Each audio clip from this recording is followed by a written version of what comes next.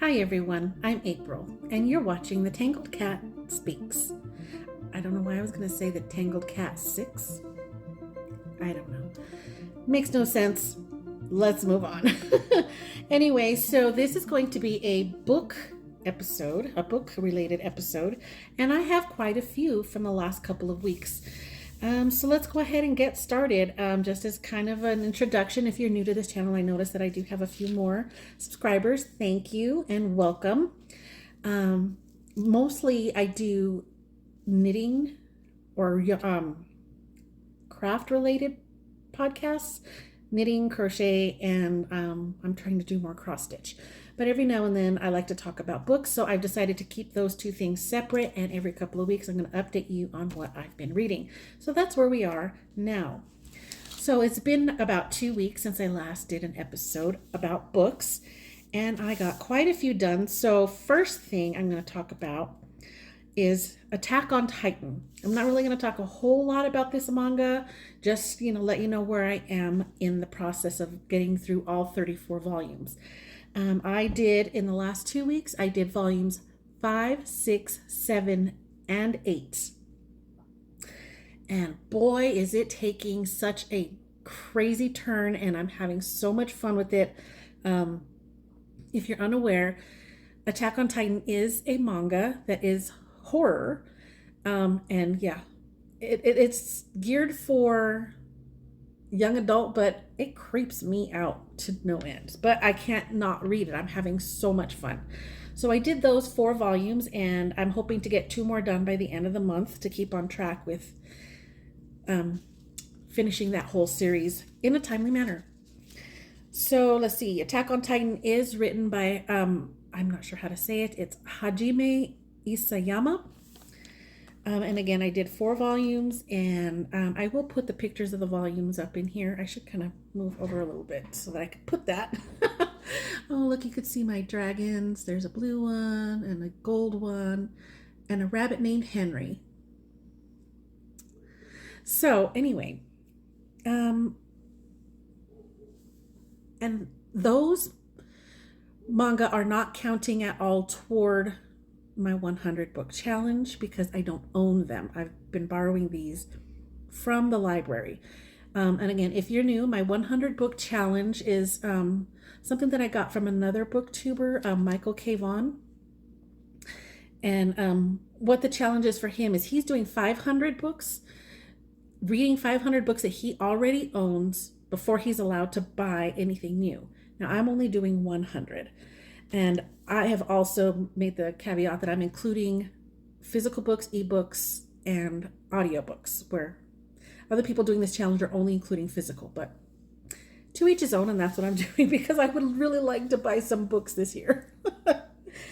So the first book that I actually owned in this list is Their Eyes Were Watching God by Zora Neale Hurston. Now, this is a classic book, and it was I'd never read it before. I've had it for a while, but I'd never read it, and it was perfect for Black History Month.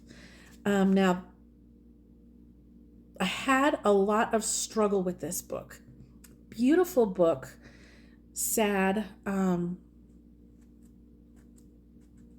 just kind of a little bit of a coming of age of a young Black woman at a time when, women in general, much less Black women, had any kind of voice. It's not a very long book. The problem that I had with the book was more of my own kind of struggle because the author chose to write the dialogue in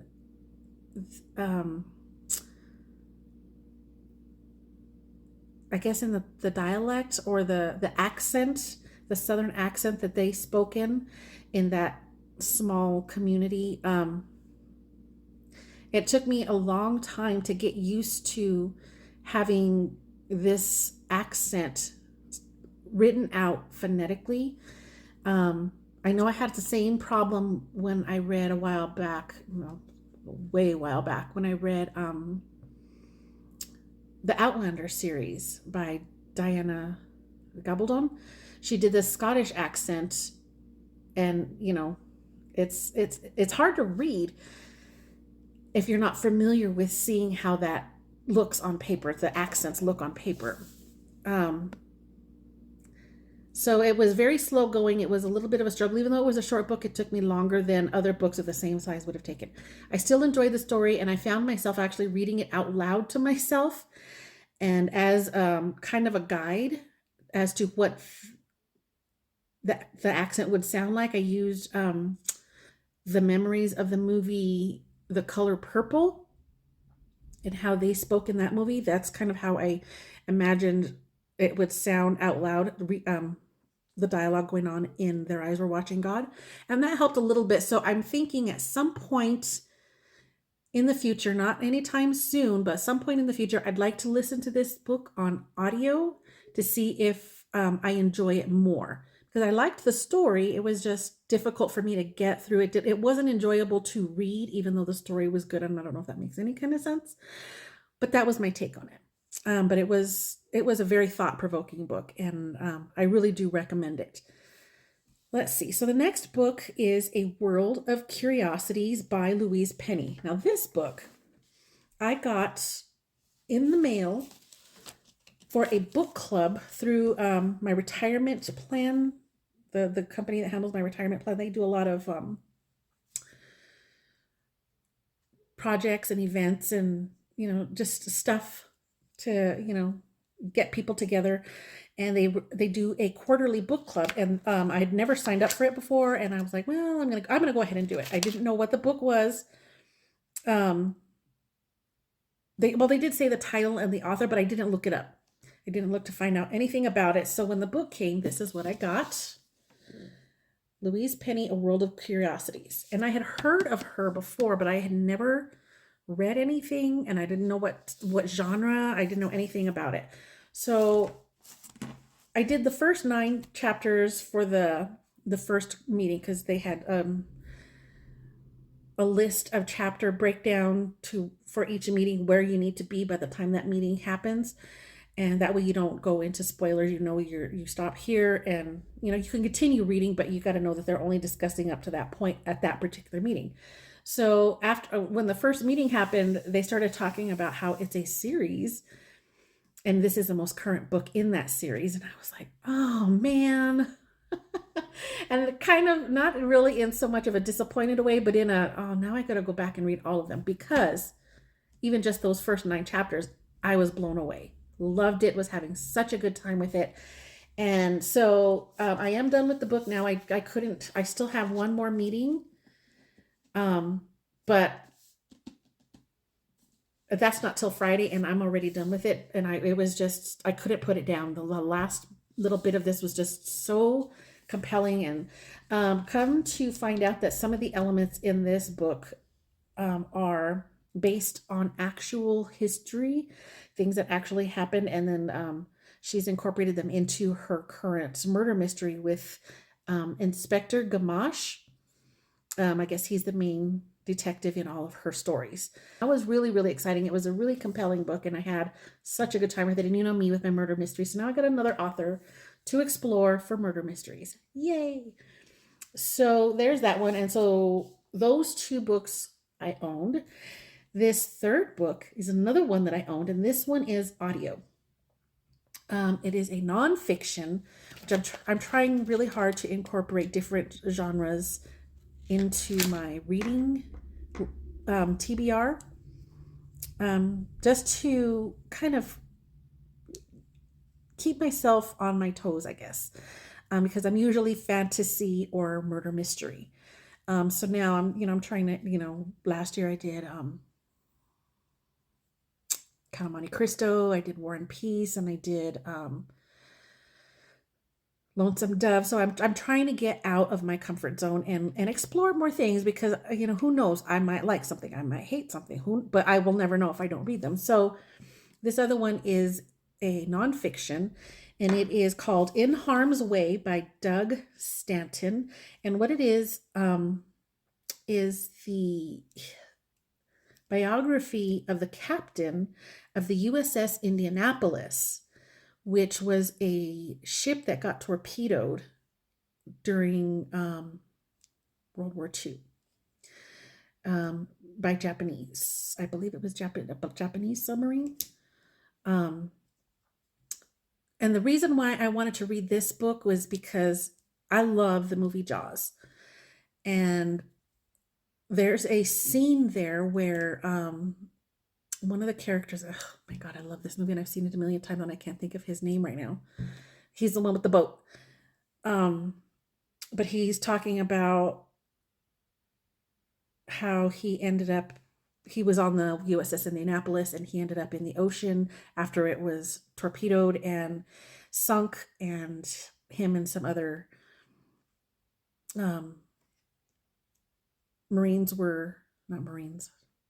sailors, Navymen, seamen. I am so lame.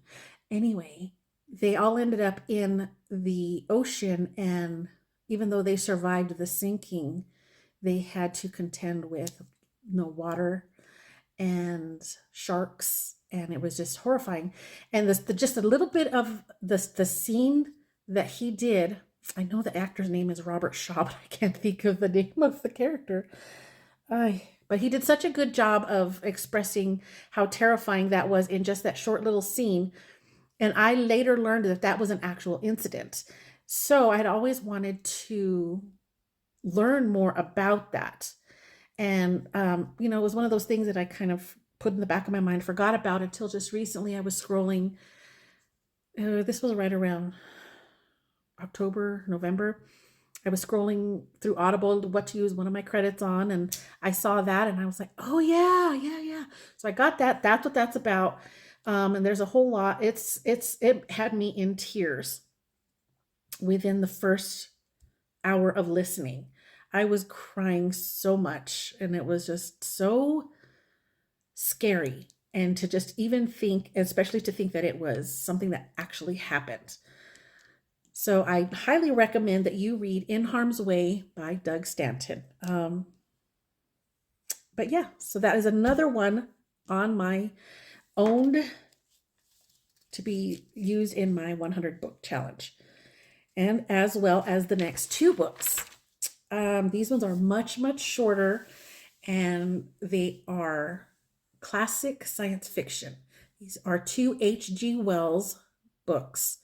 One is The Time Machine, and the other is The Invisible Man. Now, The Time Machine I had read way back in middle school,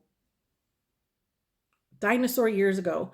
And I didn't really remember a whole lot of it. And I do remember watching the movie with, what is that actor's name? Guy Pearce. And I really liked that, but I didn't really remember a whole lot of details. I kind of knew the general gist of the story, but I didn't remember details. And so reading that was really, really fun. I went through it within a couple of days, had a really good time revisiting that story. And it was scarier than I remember. I really enjoyed that one. And then the next one that I read tonight, since I had both of these books right side by side, I thought I'm going to go ahead and do both. So I read The Invisible Man. Now, I'd never read that one before, and I've never seen the movie. I know there's an old black and white movie. The only Invisible Man reference that I know of is a silly movie with Chevy Chase, and I think it's Daryl Hannah back in, is it the 80s or early 90s? It's such a silly movie, but you know it is if it's Chevy Chase. But that's the only, and I do kind of know, just from basic pop culture, that there's a guy running around with bandages and scarves and whatever because he's trying to hide the fact that he's invisible. That was really all I knew. I know that, I figured that whatever was going on in the Chevy Chase movie might have had a little bit of connection to the actual story, but I wasn't sure how much, so I didn't really take that. I took that movie with a grain of salt as far as the plot of the book. And I had so much fun. It was actually kind of scary. It was pretty violent, and it was just gruesome. I was like, oh my gosh. When was this written? I had such a good time though, and neither of those books were over 200 pages, so they went really, really fast. But they were fun. And then I did an ebook, another one that I owned. Yay for me! I'm trying to keep on track with my challenge here. And this one is an ebook by Patrice Greenwood, and it is the most current novel in the Wisteria Tea Room Mysteries. This one was called A Valentine for One. I've had it for months, but I really wanted to save it for Valentine's Day, so that's what I did. And the Wisteria Tea Room Mysteries, they're set in Santa Fe. And if you're unaware, I am in Rio Rancho, New Mexico. So I'm really close to Santa Fe, and I mean, relatively. But it's always nice for me to read stuff that references places that I'm aware of. So this one is set in Santa Fe, and it's based off of a tea room that's actually here in Albuquerque, the St. James Tea Room, and it's actually the St. James Tea Room where I found these books. Really, really fun. I've been enjoying that one. That's one of those, as soon as she puts out a book, automatically getting it. And this was the most current one, so who knows how long I'm going to have to wait for the next one. But I did find out that she has also got 2 other pseudonyms or pen names. She's got multiple books, and I actually have several of those that at some point I want to get to read those. I think one series is Civil War era books, but that they're set in the west and southwest of the United States. And then there's another series, I think it's like a fantasy series or maybe a young adult fantasy. I'm not sure. I don't know too much about them. Haven't looked too much into them, but I want to read some of those while I'm waiting for another Wisteria Tea Room mystery to come out. I really, really enjoy those. So that is going to do it for books that I own. So let's count those up. Let's see. 1, 2, 3, 4, 5, 6, 7. So 7 books that I own, I've read in the last 2 weeks. That brings my total so far to 17 books out of 100 for 2023. So I'm super, super, super happy. I'm on my way, but if I average that out, I'm probably not going to be buying a book until October. But I'm happy I'm getting to books that I really had, obviously I wanted to read them when I bought them, and then a lot of them have just been sitting forever. Let's see. So there's some other books that I got to, that are audiobooks that I borrowed from the library, because I kind of got through my audiobooks rather quickly this time, so I had some extra time. I mean, I still do. So I did The Flowers of Vashnoy by Lois McMaster Bujold, and this is one of the novellas in the Vorkosigan saga, science fiction, kind of light science fiction, and this one follows one of the side characters. So it was a little bit different than the other books. Had a little bit of a different feel, a different tone to them. I really enjoyed it, but I really hope that the next book focuses on the main character again, because he's just a mess, and it's funny, and it's fun and wild and chaotic, and I really, really enjoy this series. And then I listened to Richard Matheson for What Dreams May Come. Now I've been wanting to read this one for a long time. Since sometime last year, I read, what was it? I Am Legend. And then I found out that he did What Dreams May Come, which is also a movie that I adore with Robin Williams. Absolutely adore that movie. And I figured that it was going to be very different, just because Hollywood's everything. And again, this is one of those shorter books that packs a punch. I mean, this wasn't even 300 pages. A lot of differences, especially with what happens with the children, between the book and the movie. It's very different. But the overall story is there, and yeah, it tugged at some heartstrings because that is a very powerful movie to me. It's beautiful and sad and terrifying. And this book, even though there was a lot changed, it was still all of that. And I had a really good time. I'm so glad that I'm getting out of my comfort zone and reading things that are different, because it just feels so, I don't know how to put it. I guess, I remember a long time ago, my son, when he was younger, must have been in ninth grade, and we were joking around in the car because he kept wanting to put on music that I didn't want to listen to. And he's like, you got to expand your horizons. And excuse my language, but I told him, fuck your horizons. Fuck my horizons. And I guess I felt that way for a long time about books. I stuck into my, stayed in my lane. And now I'm getting out, exploring more. And I'm expanding my horizons, son. Yay. Oh, sorry. Bad language. I don't usually do that on here. Sorry.